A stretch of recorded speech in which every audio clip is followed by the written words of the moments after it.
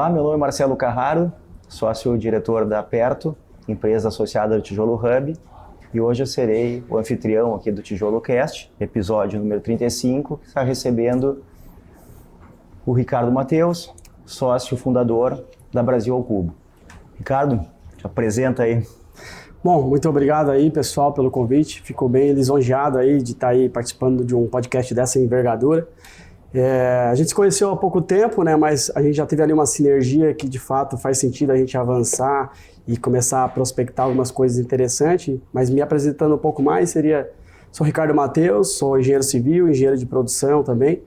E fundei uma empresa chamada Brasil ao Cubo, né? A Brasil ao Cubo é uma construtec brasileira aí que ela tem duas verticais, ela atua como construtora, então tem a sua vertical de obras convencionais, mas ela também tem uma fábrica de obras de construção modular e a gente consegue industrializar um prédio, por exemplo, de uma fábrica, colocar numa linha de montagem, depois apenas instalar em poucos dias essa obra. Então isso é uma inovação muito pertinente e eu acho que é um pouco do que a gente vai bater um papo aqui nessa conversa.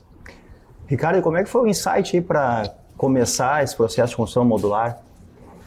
Então, eu sempre tive comigo que a indústria da construção ela era a única indústria que não acontecia dentro de uma fábrica. E por que isso, né? A gente foi entender um pouco mais, eu sendo engenheiro civil, engenheiro de produção também, eu resolvi, vamos unificar essas duas questões e colocar dentro de uma fábrica, mas para isso a gente tinha que ter uma ideia. Como fazer isso?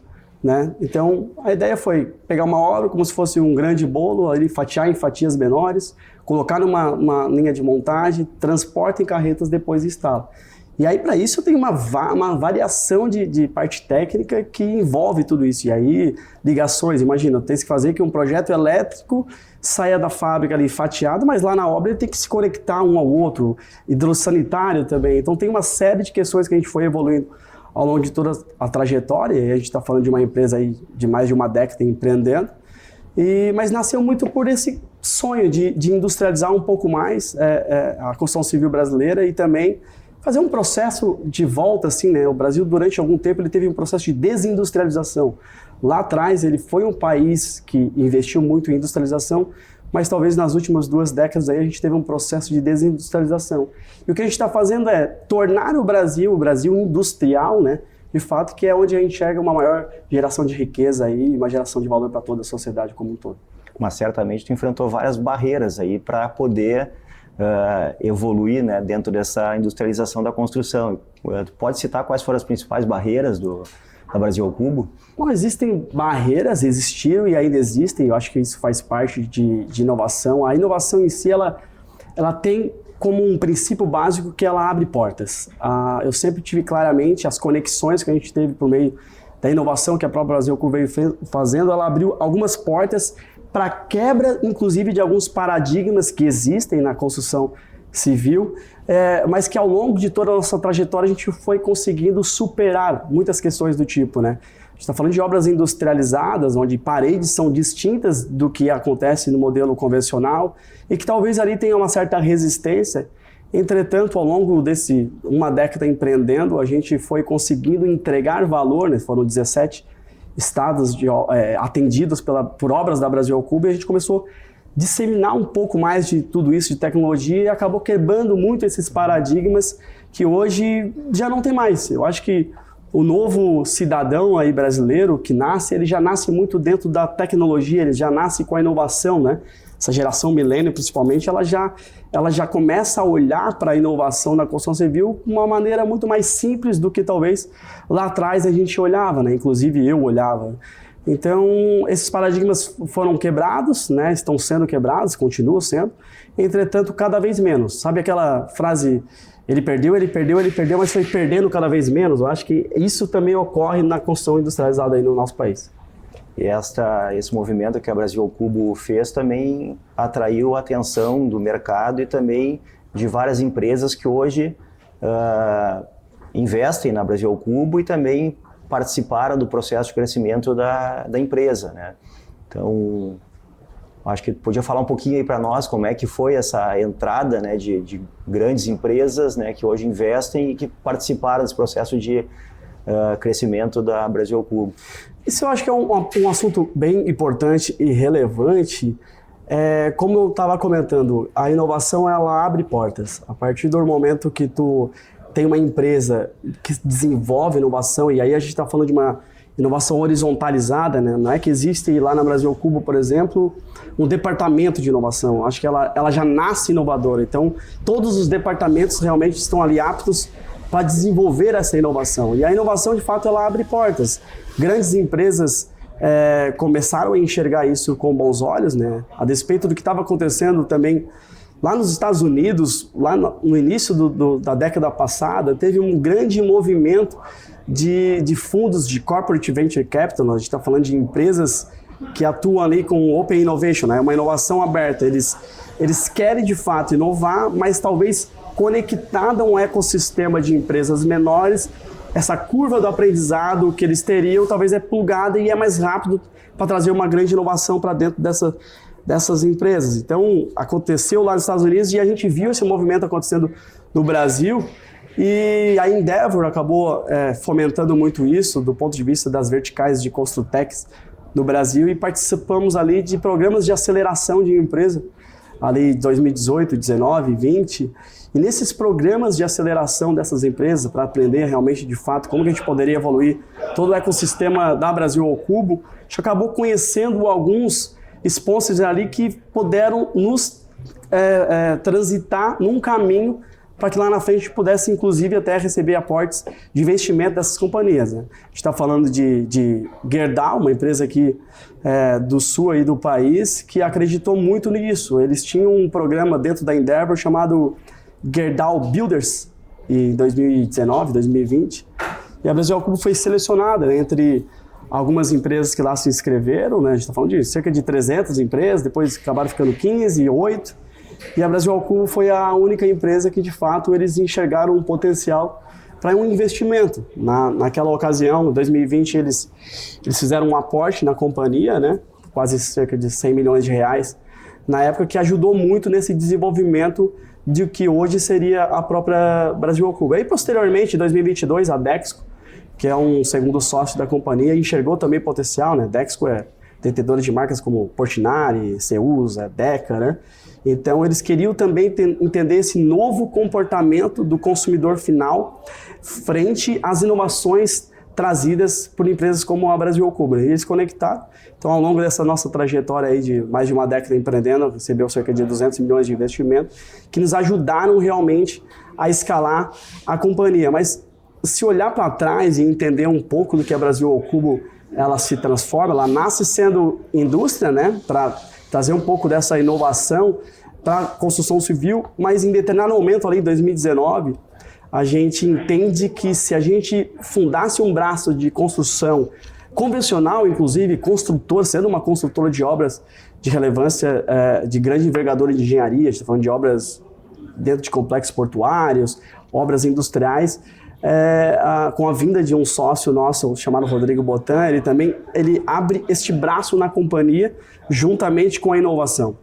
A gente acredita que a inovação ela abre as portas de fato, entretanto, tem alguns parâmetros ali que precisam ser vencidos, né? E sustentar isso ao longo de todo o processo talvez pode ser muito custoso. Tu tens que testar, validar, vai, recua, pivota. E este modelo ele consome caixa de fato. Se não tiver ali motores que tragam um faturamento interessante para a companhia, para sustentar isso, dificilmente tu acaba performando. Acho que isso foi a grande sacada da Brasil ao Cubo, se transformar numa construtora que tinha uma fábrica, que tem uma fábrica de fato, trabalhando sempre ali com motor 1, ou seja, o que sustenta todo esse ecossistema, o que faz profissionalizar todos os departamentos, o que traz uma governança corporativa para a companhia, do ponto de vista da chegada dos novos sócios, mas sempre olhando no médio prazo um motor da inovação que pode substituir esse primeiro motor. Então isso foi a grande sacada da companhia. Eu acho que a gente foi muito assertivo com isso e estamos vivendo isso agora em 2026, tendo o motor 2, que sempre foi olhado para a inovação, já coincidindo aí com propostas de faturamento do motor 1, que é ser consultora convencional. Sim, esse motor 2 também acaba tendo mais força porque a gente passa uma crise de mão de obra na construção civil e é uma tecnologia que pode ajudar nisso, né? Então, como que a Brasil ao Cubo pode ajudar, né? E que tipo de obras que a Brasil ao Cubo é competitiva e pode ajudar também nessa questão de escassez de mão de obra e dificuldade também, não só do ponto de vista de escassez, mas até de custo hoje cada vez maior da mão de obra, né? Como que a gente consegue utilizar essa tecnologia onde ela se adapta melhor? Bom, perfeito. Eu acho que é uma pergunta bem relevante porque ela narra exatamente o ciclo de inovação que a Brasil ao Cubo trouxe ao longo dessa década empreendendo. Então a gente nasce ali para fazer o protótipo 2013. Era uma residência, por exemplo, uma residência ali de 45 metros quadrados, 2 quartos. Entretanto, naquele momento, a gente teve ali 2013 até 2016 uma fase de prototipagem, testes do produto. Então, tu tem que colocar numa carreta, tem que se transportar, nada pode trincar, vai quebrar o vidro, pode ir com a esquadria, dá para ir com o cerâmico. Então, a gente teve esse período de validação.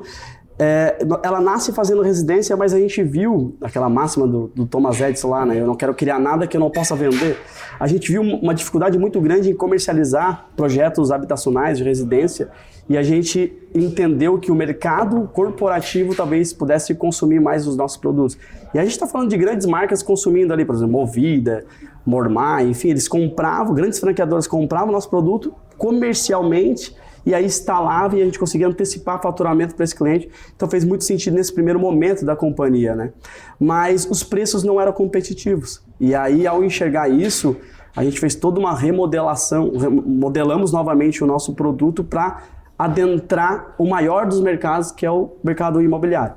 Então hoje a Brasil ao Cubo, ela, depois de implantação do Lean Manufacturing dentro da nossa companhia, a gente está falando de 2023 para cá, antes a gente fazia muitas obras personalizadas, a gente está olhando mais para habitações, e a gente está falando de prédios até 8 andares, pode ser de interesse popular, do ponto de vista de atendidos por programas, por exemplo, do Minha Casa Minha Vida, mas também edifícios corporativos, hospitais, como de fato a gente fez 8 deles aí ao longo de nossa trajetória, mas hoje estamos muito mais voltados para interesse habitacional. Esse é um produto realmente, depois de ter derrubado os custos a partir da implantação do Lean Manufacturing da nossa companhia, né? A gente estava falando de custos de R$8 mil o metro quadrado, despencados para R$2.500, R$3.000 o custo de obra, a partir da implantação do Lean Manufacturing da nossa companhia. Então hoje a gente está muito voltado para produtos do setor imobiliário, a gente está falando de edifícios múltiplos andares, e também casas que pode ser atendido, inclusive, pelo programa Minha Casa Minha Vida. Eu visitei lá em Tubarão, achei espetacular a fábrica, né? E queria que tu falasse um pouquinho aí para o pessoal que não conhece como é que é hoje essa produção, que é uma linha de montagem, né? Parecido com uma linha de montagem de carros, onde tem todos os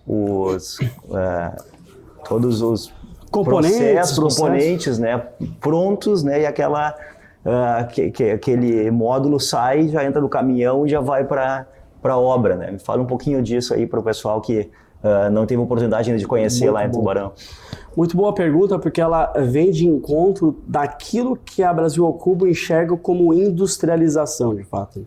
A gente enxerga a industrialização de qualquer produto a partir do momento que tu coloca numa linha de montagem numa fábrica.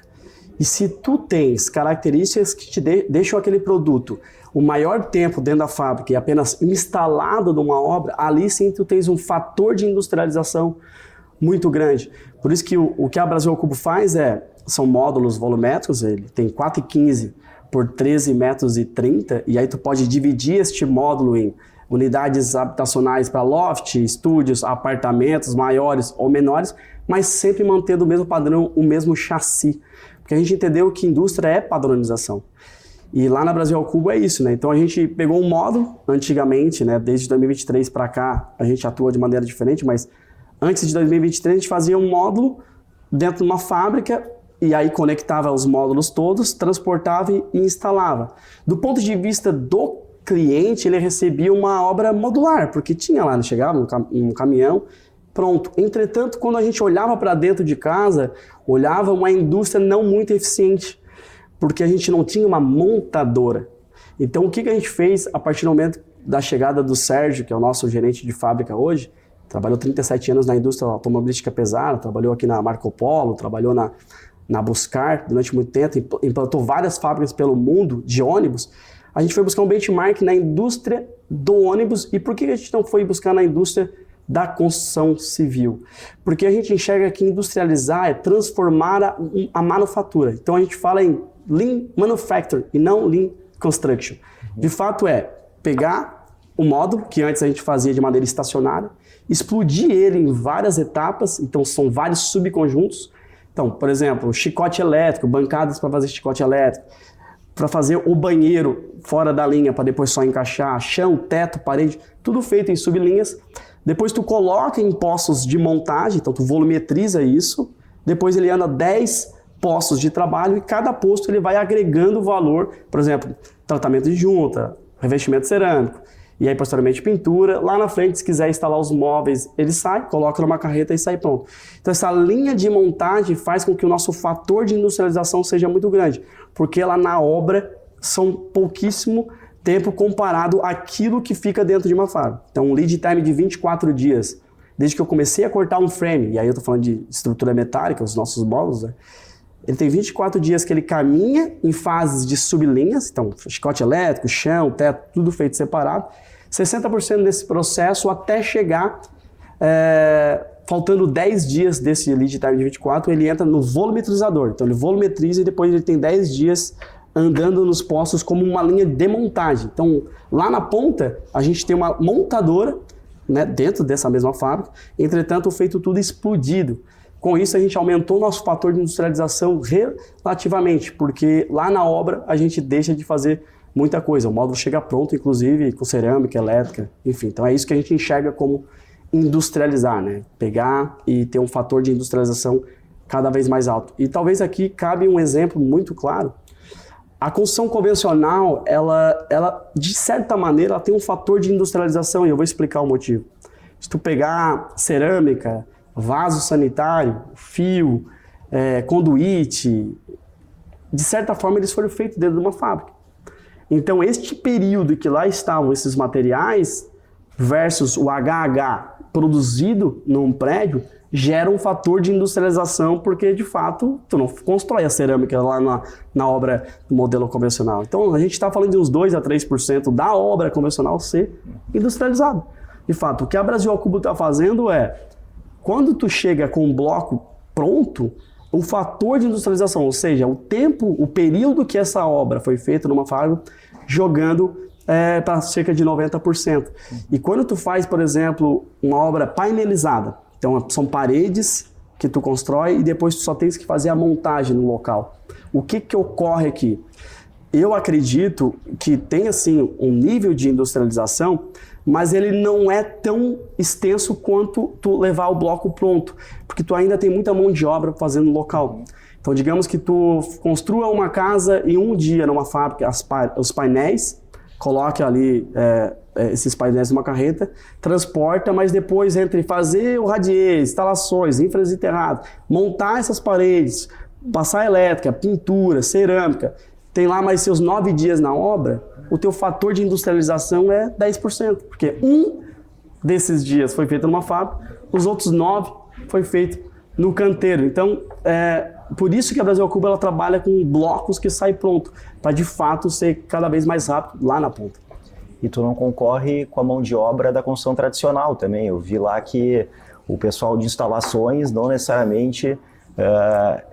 e não são, na verdade, né, eletricistas, hidráulicos, né, já tem lá todos os gabaritos e o pessoal não é um pessoal que... Técnico, o que a gente está fazendo é transformar a construção civil menos técnica possível. Uhum. Isso é importante. Como tu faz isso? Por meio de processos bem estabelecidos, instruções de trabalho bem estabelecidas, porque no final do dia, quando tu bota um gabarito para fazer chicote elétrico, não necessariamente, até para fechamento do quadro, não necessariamente precisa ser ali um eletricista que é mais técnico. Tu pode colocar ali alguns analistas que desenvolvem todo esse processo e depois só tens a conferência de um eletricista. Com isso, tu não transforma, não deixa tão técnico a necessidade de uma mão de obra técnica.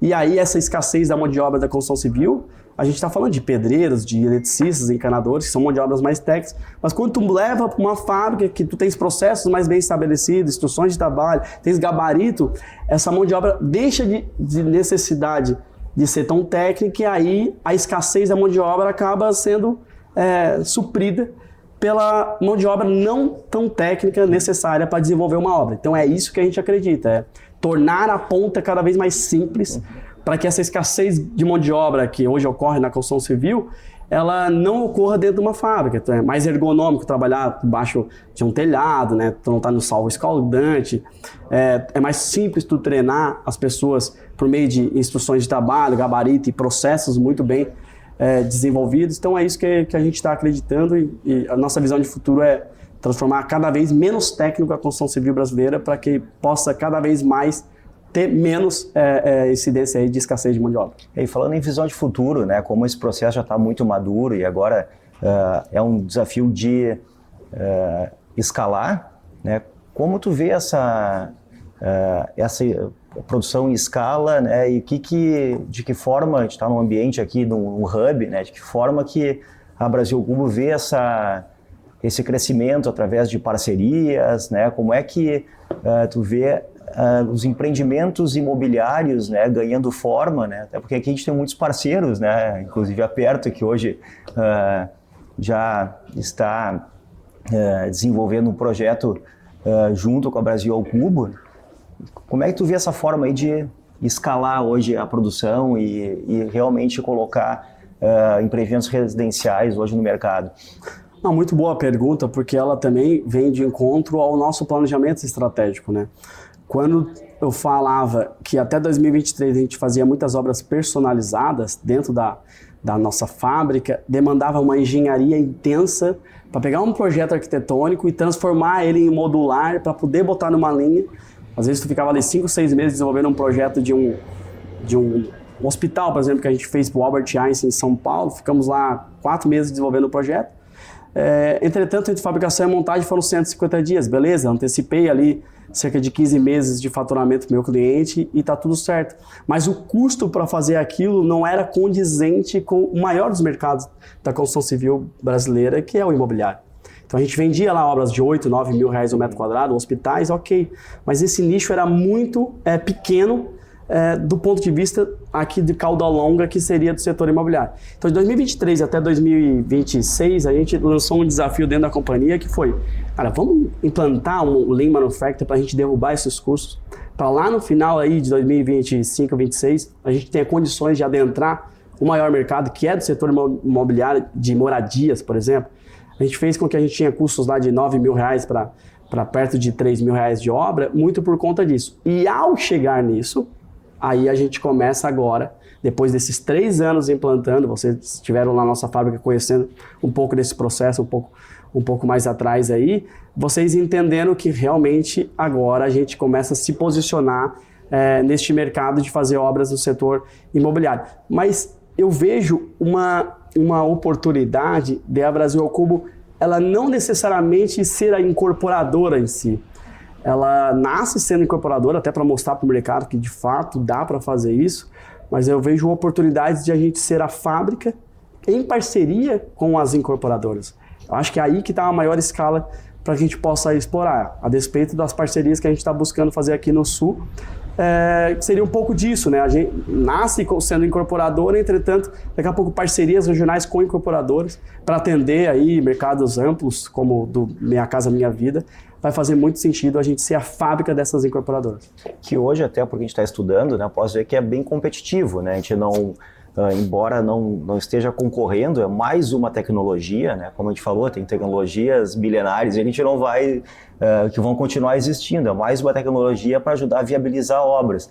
E hoje é uma tecnologia viável, né? A gente fez contas, estamos fazendo viabilidades e hoje a gente consegue viabilizar empreendimentos Minha Casa Minha Vida, de estúdios, lofts, né, com a tecnologia. Isso é um ponto importante, porque antes não tinha como tu chegar nos custos do modelo convencional e agora a gente tem. Então, de fato, é mais uma tecnologia e a gente está falando de 4 vezes mais produtiva. E produtividade é o seguinte, né? A gente teve sempre aquela questão, o trabalhador da construção civil norte-americano ele é 5 vezes mais produtivo que o brasileiro. E eu ficava pensando, mas como assim? O cara é o Robocop, ele tem um exoesqueleto, como assim mais produtivo 5 vezes? E aí, ao longo do tempo, eu fui entender um pouco mais, é porque entre o trabalhador e a entrega existe uma palavra chamada tecnologia. A tecnologia faz com que, de fato, ele seja mais produtivo. E isso é o grande viés de um país industrial. Quanto mais você gera riqueza com menos esforço, então 5 vezes mais produtivo é de fato menos esforço, tu tem uma geração de riqueza maior.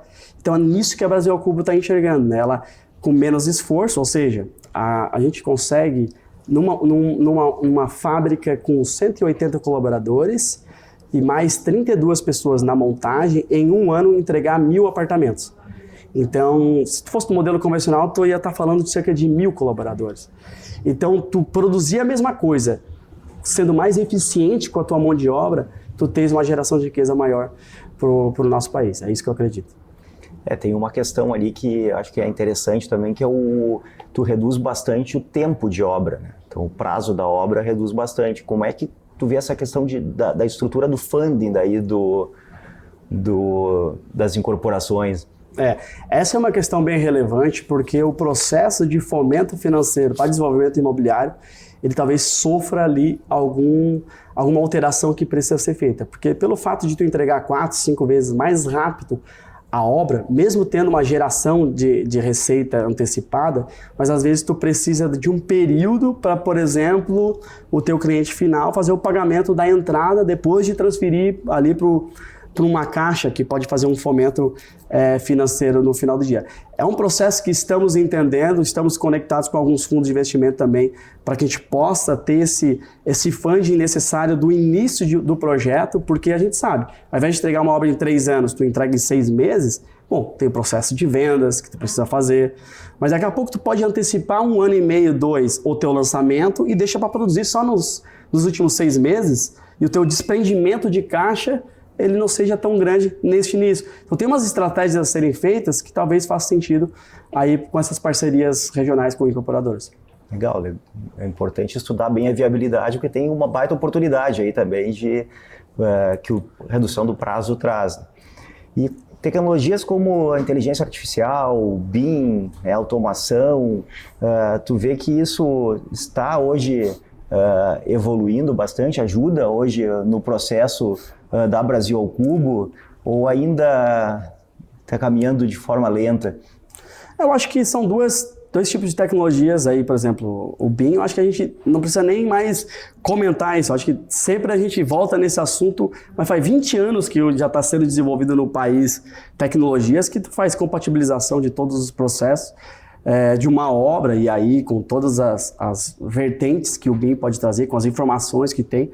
Eu acho que essa tecnologia ela já está bem difundida, assim, a maioria das incorporadoras, consultoras já está bem consolidada. Agora, inteligência artificial são pontos que teve uma onda há uns 4, 5 anos, que era do tal do metaverso, e aí naquele momento já se enxergava que de fato tinha um oba-oba muito grande, eu acho que talvez ali o timing estava incorreto, mas a inteligência artificial é completamente diferente disso. De fato é uma tecnologia que veio, auxilia muito todos os colaboradores, a gente estava falando de arquitetura, assim, o render mesmo para arquitetura é coisa inacreditável como de fato a inteligência artificial vem ajudando no desenvolvimento para ser cada vez mais rápido, né? Então eu tenho um terreno, o incorporador vem com o terreno, eu lanço ali a estrutura de um prédio, e aí modular, eu tenho os blocos em biblioteca, eu consigo lançar rapidamente, e ao invés de eu renderizar aquilo ali num recurso, talvez de software, a IA faz aquilo ali em 30 minutos, eu consigo entregar uma proposta para o meu cliente, talvez em 1 hora, o orçamento está, né, modularizado, porque é simples, já está tudo ali, o render saindo muito rápido, então ao invés de levar semanas para a entrega de uma proposta, talvez no mesmo dia entregue. Então isso ajuda numa venda, provavelmente fica mais fácil quando eu estou mais linkado com o meu cliente final. Então tem uma série de outras questões que a inteligência artificial auxilia no desenvolvimento imobiliário, isso posso ter certeza que realmente é o futuro. Tu vês daqui 10 anos cada vez mais o uso de inteligência artificial e vem para ajudar, sem dúvida, né? Não tem volta. Eu acredito até mesmo dentro da companhia, quando a gente está ali com o embrião de uma nova indústria, a gente sempre gosta de falar que a Brasil ao Cubo está sendo o embrião de uma nova indústria que está nascendo. Lembra lá há 100 anos, 1914, quando Henry Ford fazia, e aí sem prepotência, né? Quem é nós para comparar com Henry Ford, mas ele fazia carro sim, mas de maneira estacionária ali. E aí ele vai visitar um batedor de carnes e lá ele vê que cada um dos processos do abatimento da carne no açougue, uma pessoa fazia diferente. Então, veja, vou tirar o couro, é uma pessoa, caminha, vou tirar partes da carne, é outra pessoa. Até chegar lá, desossar eram outras pessoas. E ali ele teve uma sacada de levar para dentro da indústria automobilística e, cara, vamos fazer o seguinte, ao invés de todo mundo ficar ali, futebol de cachorro, né? Vai todo mundo para um lado, todo mundo para o outro, e fazendo um carro ali, e aí o eletricista atrapalha, o cara que está botando a roda, vamos explodir isso e botar numa linha de montagem. Então a gente está falando de uma indústria de mais de 100 anos. Esta indústria, sim, ela é muito evoluída. Agora, a nova indústria que a gente está falando, que a gente está sendo embrião, ela é muito nova. Então ela está sendo um embrião para quê? Para que cada departamento, cada processo que a gente faça em fábrica, por exemplo, a inteligência artificial, por meio da indústria 4.0 com robótica, tu consegue automatizar cada vez mais, como está em coordenadas exatas, é um produto padronizado, tu vai inserir em cada departamento a IA que vai nos ajudar até no processo evolutivo da construção industrializada, que é o caso da Brasil ao Cubo como montadora. Legal, bacana ver a tecnologia, né, na construção civil, né, a Perto, entusiasta, nasceu muito para desenvolver também parcerias e buscar alternativas para o nosso setor. Eu fico feliz aí em ouvir essas notícias todas e também feliz de ter conhecido lá o processo, né, que nos não surpreendeu, né, mas nos deu a certeza de que é viável, sim, um processo de industrialização da construção civil. Agora, para fechar aí a obra, né, como é o quadro aqui do TijoloCast, queria que tu desse uma dica aí, em cima de tudo que a gente falou, e inovação, né, até isso que te inspirou, né, de um livro aí para a turma ler aí também ter esses insights. Não, bacana. O processo de empreendedorismo, ele é um processo um pouco árduo, assim, solitário. Muitas vezes você fica ali na madrugada somando, diminuindo, parcelando na cabeça as coisas, e quem é empreendedor vai saber disso, é uma loucura generalizada, mas... E ele é um pouco solitário e o diálogo é super necessário. Às vezes as tuas madrugadas são tão intensas que se tu não tens a pessoa certa para conversar no outro dia, trocar essas figurinhas e talvez equilibrar um pouco do ímpeto, pode ser até perigoso. Então, eu tenho um amigo meu que fala que um visionário incompetente é um perigo. Então, tomar cuidados também, com muito oba-oba, é importante a gente ter esse equilíbrio e ter pessoas certas do teu lado, para que tu tenha um pouco mais de cautela também, porque inovar na construção civil é árduo, é cansativo, não é fácil, é custoso, é muito custoso de fato. Então, se tu não tem bem estruturado isso, talvez fique uma dica para o pessoal que querer empreender na área. Lógico, eu vou estar sempre apoiando, no final do dia... Essa troca de figurinhas é importante, né? Empreender é empurrar o país para frente, a gente acredita muito nisso. E, eventualmente, se alguém quiser conversar comigo no Instagram, enfim, LinkedIn, eu estou sempre ativo, tirar uma dúvida. Mas é importante também fazer esse alerta, que faz mais de 10 anos que a Brasil vem empreendendo, e agora que a gente começa a enxergar um horizonte, de fato, para industrializar isso. E aí, como dica de livro, como eu estava falando da solidão empreendedora ali, talvez tu ser inclinado a um lado mais espiritual da coisa, tu preencha, não tecnicamente, aí tecnicamente podia citar várias questões, até no YouTube da Brasil ao Cubo tem um canal documentário explicando como é que faz a obra inteira, pode ir lá estudar, mas eu prefiro falar de uma coleção de livros chamada Bíblia para mim. Eu li lá em 2015, não, quando eu tinha 15 anos até há 22 anos, que essa coleção de livros chamada Bíblia, ela me ajudou muito, sou cristão católico, e isso ele ajuda a preencher um vazio existencial que a gente nasce, e aí a gente nasce espiritual, profissional e afetivo. Esses vazios precisam ser preenchidos para que também tu possa, no profissional, estar muito bem linkado. E talvez este livro seja uma grande dica. Assim, a Bíblia, para mim, é muito importante estar linkado à parte espiritual também.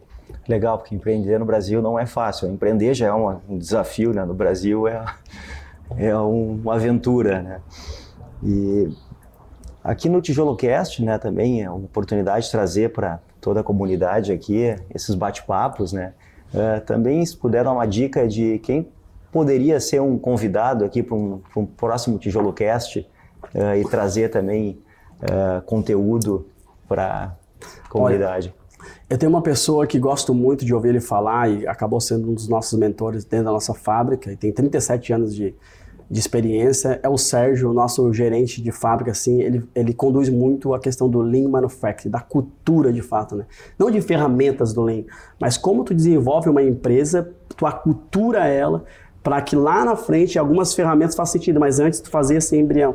Então, se tem uma pessoa que poderia auxiliar aqui no Tijolo Cast, acho que o Sérgio seria muito importante para falar sobre Lean Manufacturing e como que ele enxerga toda essa questão histórica de onde ocorreu o Lean, de como, de fato, lá no Japão arrasado, o sistema Toyota de produção começa a ser desenvolvido e por que lá o MIT, na década de 90, traz essa palavra Lean Manufacturing, mas é porque ele vai visitar lá o Japão. Então, a parte histórica, assim, para a gente entender que faz sentido para as nossas empresas aí neste milênio. Vamos pegar o contato e buscar também trazê-lo aqui.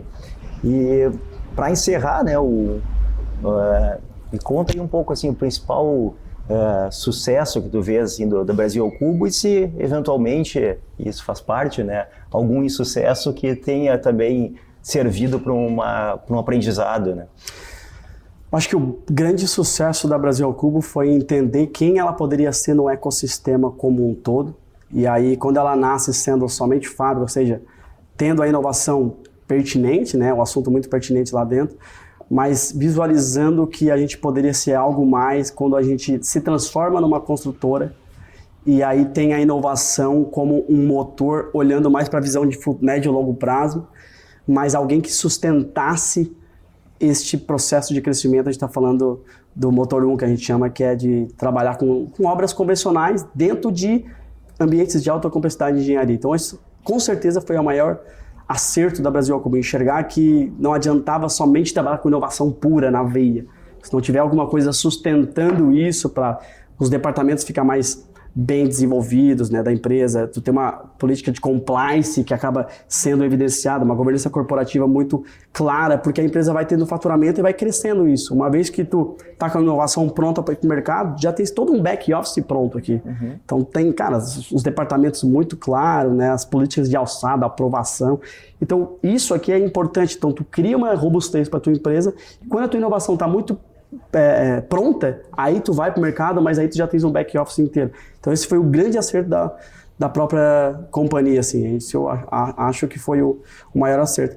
E a gente recentemente teve alguns erros, né? O Brasil ao Cubo também, empreendedor não é super-herói, ele também erra, né? Eu, inclusive, tomei uma decisão errada há 1 ano e meio atrás, que foi de fazer casas de altíssimo padrão. E aí tô falando de casas de 30 milhões de reais, 25 milhões de reais. Essas casas, elas eram pouco, o fator de industrialização dele era muito baixo. E isso fez com que a gente não enxergasse uma escala muito clara. E talvez aí tenha sido ali, olhando muito mais pelo faturamento e ao invés de olhar para a industrialização, teve um erro ali meu também. Porque eu falo meu, porque eu defendi muito isso lá dentro e hoje eu enxergo que teve ali uma tomada de decisão errada, mas faz parte, eu acho que faz parte do desenvolvimento e tá tudo certo, estamos aqui, vamos nessa. Tá certo, deu até força para buscar um volume maior de industrialização, né? Então, se reinventar, com certeza. Às vezes os erros também, no erro a gente aprende também e busca um novo caminho. Perfeito. Ricardo, agradeço muito aí pelo bate-papo, né? Inspirador, né? Ouvir a história da Brasil ao Cubo, agradeço por mim e também por todos associados aqui do Tijolo Hub. Valeu, galera, agradeço aí pelo convite, vou acompanhar de perto o Tijolo Cast, eu acho que é um podcast que tem relevância aí nacional e a gente pode ter bastante aprendizado aí. Valeu, um abraço aí, pessoal do Sul, Porto Alegre aí. Valeu, galera. Obrigado.